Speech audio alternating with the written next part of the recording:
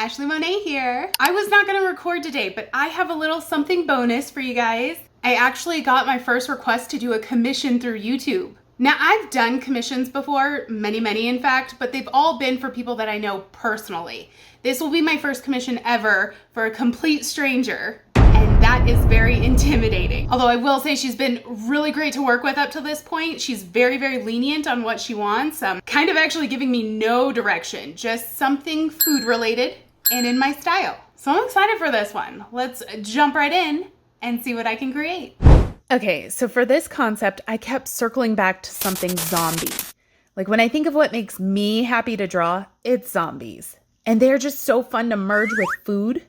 So these were my first two sketches. I had this hangry zombie mouth about to take a big bite of burger, and then this bold zombie hand holding a slice of pizza. Because who doesn't like pizza? I sent the sketches to the client so that she could tell me which one she liked better out of the two. She said she loved them both and I could pick. So much inner turmoil. But she worked in the dental field. I know a fellow dental girl wants to see those teeth, and that pizza is her favorite food. So boom, let's combine them. Here is the final sketch. I think it's got a little bit of everything. We've got the teeth, we've got the pizza, a little punk rock aesthetic makes my heart happy. And she said she loved it, and I had the green light to paint. Woohoo! Now I got the sketch on my canvas. This was an 8x8 pre-gessoed, but I did an extra coat of gesso just to try and smooth it out a little more. Now let's get to painting. Out of the gate, I had to hit it with the green. Definitely going for a more cartoony zombie, so a swampy green just felt chef's kiss. Now for context, this piece will go in my client's kitchen alongside a collection of other 8x8 pieces from her favorite artists. So flattered I made the cut. With the base laid out, I was then able to go in with a darker green for some shadows. This is where I get to start making this guy look nice and wrinkly, kind of decomposed, if you will. But mind you, that system is only half effective until you go in and add the highlights. So I'm bringing in a lighter green now. There we go. Okay. Now, normal Ashley would have started with the background and worked my way forward, but if I'm honest, up to this point, I was still undecided as to what color I was going to use for the background. I really did ask for some guidance on this one. Favorite colors, favorite foods, least favorites, and the answer was always no preference, do whatever you want. Now, don't get me wrong, I love someone who's chill and easy to work with, but I don't work great without direction. Why do you think I like prompt books so much, huh?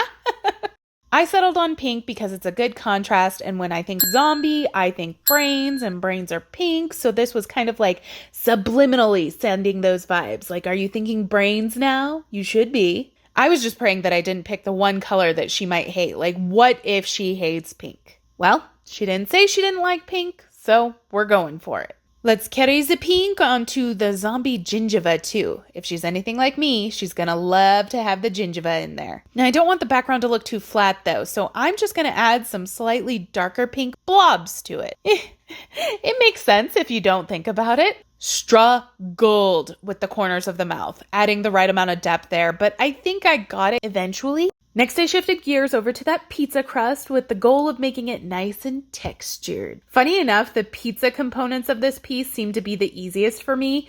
It's almost as if I spend a lot of time looking at pizza, so I'm able to paint one without a reference pretty easily. Weird. I should probably get these dingy, grody fingernails painted in.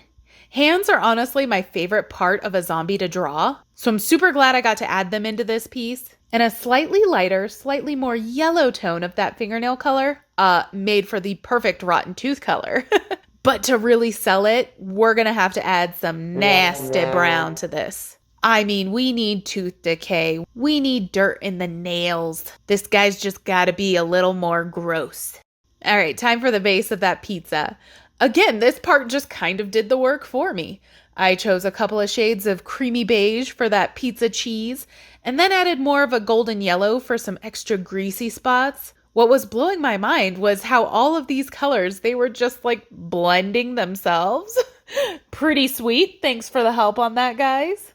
And to add a creepy spin to the pizza, as I am one to do, because a simple pepperoni just would not do, this zombie, I've been calling him Hector, enjoys his pizza topped with eyeballs. I'm going to put down the base first, and then I'll go back in to do the irises and pupils in a minute. But first I got distracted with the thought of adding some saucy bits to the pizza. And that honestly made it look so much better though. So, good call on the part of my mental tangents. And then I jumped over to his earrings. Again, I wanted Hector to have that punk rock vibe, so I gave him those horseshoe barbell earrings, and he'll be wearing a cool-ass leather jacket. I went back in on his mouth, though. I was really trying to get those back teeth to be present, but be dark, so there's a good amount of depth.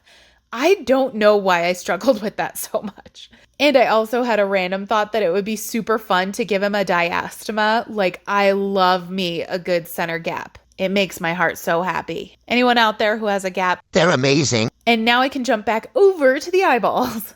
I went in with green, hoping that it would create that nice, fresh visual, like veggies on a pizza. This is going to have that same vibe. It's just so aesthetic. I love drawing and painting eyeballs. I don't know why. They're just so much fun to do. All right, time to start finally adding some blacks into this bad boy. Now that's always when the piece starts coming together for me. I painted his jacket, and then moved on to giving him some kind of wild, scraggly hair.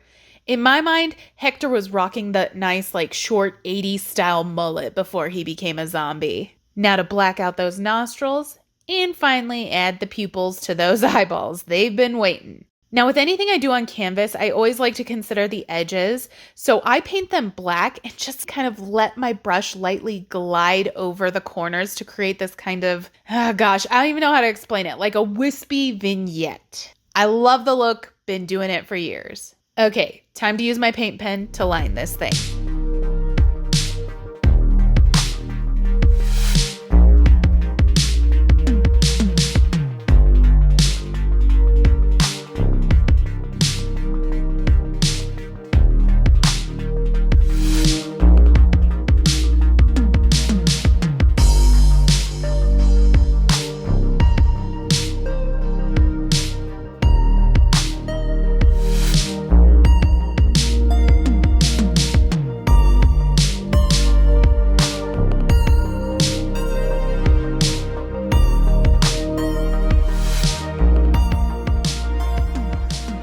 I ended up toning down those bright pink gums with a little gray wash. They look so much better now. And just a last minute wanting to add a little more depth and texture to those eyes. Yeah, with that, it's juicy highlight time.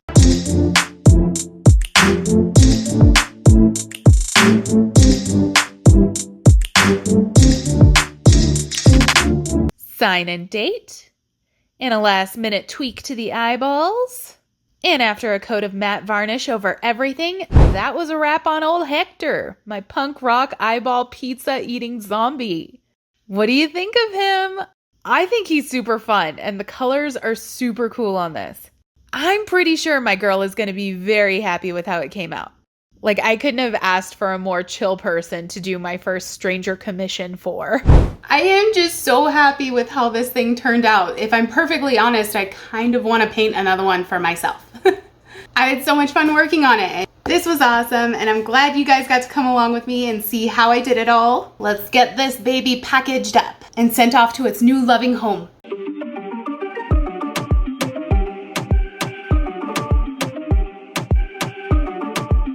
Done and done. Well, thank you guys so much for watching. Until next time, goodbye.